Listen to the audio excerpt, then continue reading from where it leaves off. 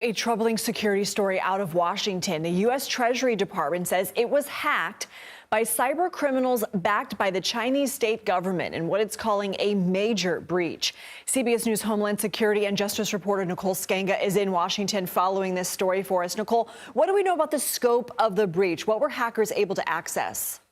Yeah, Lindsay, a Treasury official actually said cyber criminals breached federal workstations remotely, accessing unclassified documents. And in a letter to lawmakers sent Monday, that Treasury official explained that cyber criminals gained access by using a key stolen from a third-party vendor called Beyond Trust, overriding the security of their cloud-based system. That official called the attack a major incident, as you pointed out. The vendor notified the Treasury back on December 8th. Now, while we know that none of the information accessed was classified, still a number of questions remaining for the Treasury, including how many documents were stolen and did they contain any crucial information, any taxpayer information, for instance. What is the Treasury Department doing in the aftermath of this hack, and is the Chinese government responding?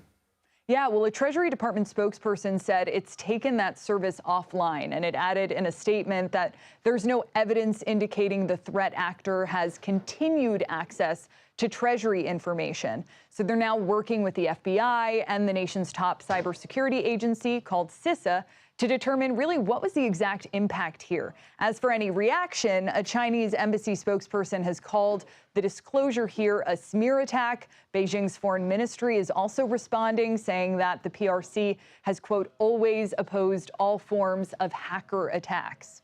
Nicole, this breach, it comes on the heels of several other Chinese-linked cyber attacks. I mean, there was one from October that we reported on by a hacking group known as Salt Typhoon. It hit telecom companies like Verizon and AT&T.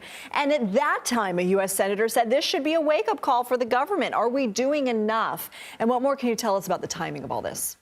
Yeah, Lindsay, you're exactly right. This breach really follows a string of Chinese-linked cyber attacks, including that massive hacking campaign by the group nicknamed Salt Typhoon, that Chinese-linked group. And cyber criminals backed by the Chinese state targeted at least 8 U.S. telecommunications companies. You mentioned a few big ones there.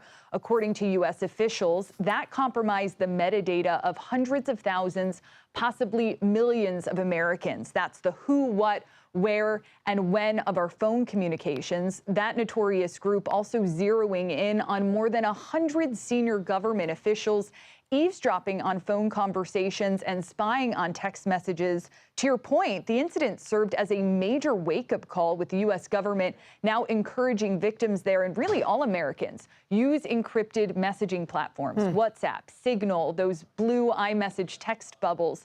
Another really important note here, Lindsay, the holidays are often called the season of giving, but for cyber criminals, it's also really the season of hacking, with organizations frequently understaffed, short on resources. This latest incident is one of many to hit over the holidays in recent years, and it's a good reminder to both government agencies and corporations that attackers don't take holiday days off.